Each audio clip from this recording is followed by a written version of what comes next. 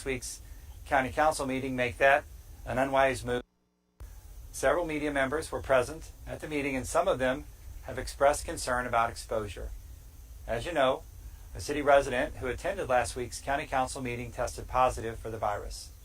As a result, there are serious concerns from public health officials in the city and the county that others who attended the standing room only meeting are also infected.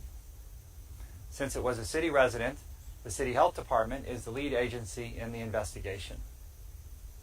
Our Department of Public Health is working in tandem with the city to identify those at the meeting and through contact tracing see how wide the exposure to COVID-19 might be. Dr. Khan, our Director of Public Health, is self-isolating this week at the recommendation of the communicable disease team at St. Louis County. The city's health director, Dr. Echols, said yesterday that everyone who attended the meeting should quarantine, including those fully vaccinated. Doing so goes above and beyond the recommendations of the CDC, but this is an extraordinary case. Most of those in attendance at the 4-hour meeting were not wearing masks, and many of those in attendance raised their voices in cheering and jeering. Both are high-risk activities in a crowded indoor space. This was not St. Louis County's finest moment.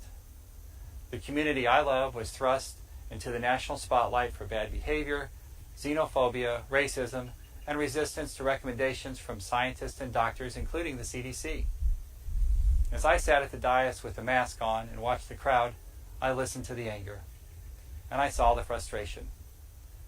I have seen, as I did that night, the emotions around public health orders and other decisions by public health experts to keep people from getting sick and dying. I recognize this fear and anxiety, and I do appreciate hearing these concerns.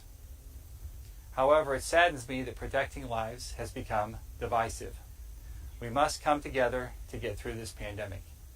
It's the only way forward.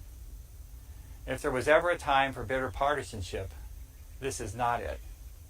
This type of behavior distracts from the incredibly difficult work of our public health experts and hospital systems over the past 18 months.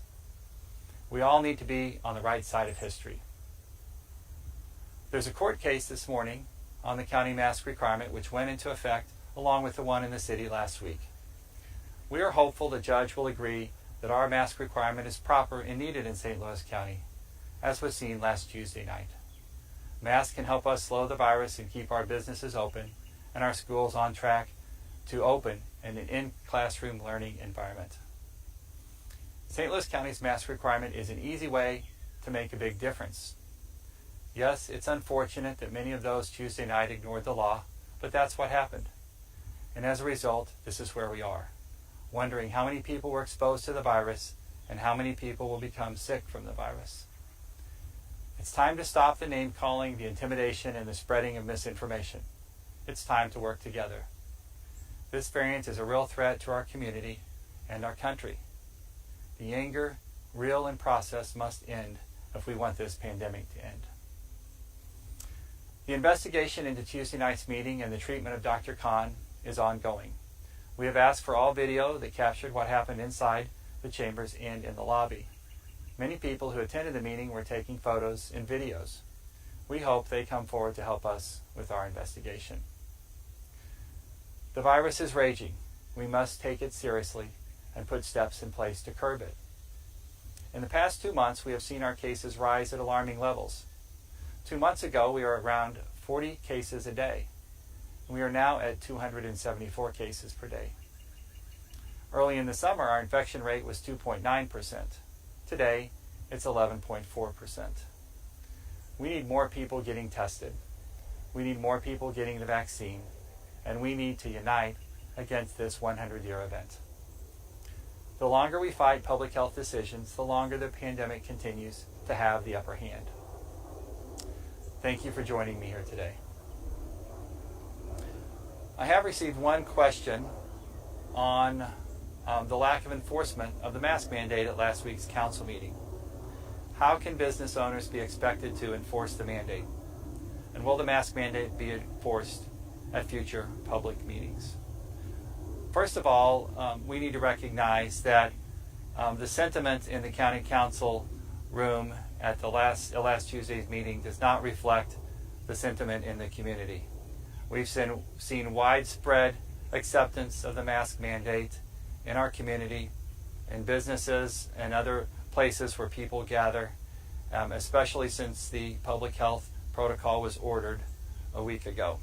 So we don't think what we saw on Tuesday was reflective of community sentiment, but it certainly is reflective of some feelings in the community. As far as businesses enforcing the mask mandate, many businesses have kept in place mask requirements because it's their policy. Many employers have kept in place mask requirements because it's their policy, and I expect them to continue to do that. At this point, the enforcement is not on the business. It's an individual requirement. We'll take compliance on a case-by-case basis, as we always have from the beginning. We expect this question to be settled, at least in part, this week in court, and we'll continue this conversation. We are reassured that the vast majority of folks in St. Louis County just want to know what the right thing to do is, so they can do it to keep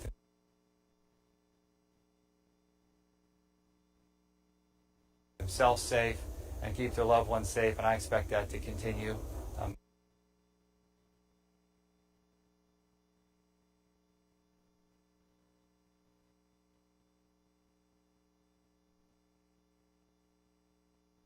Moving forward.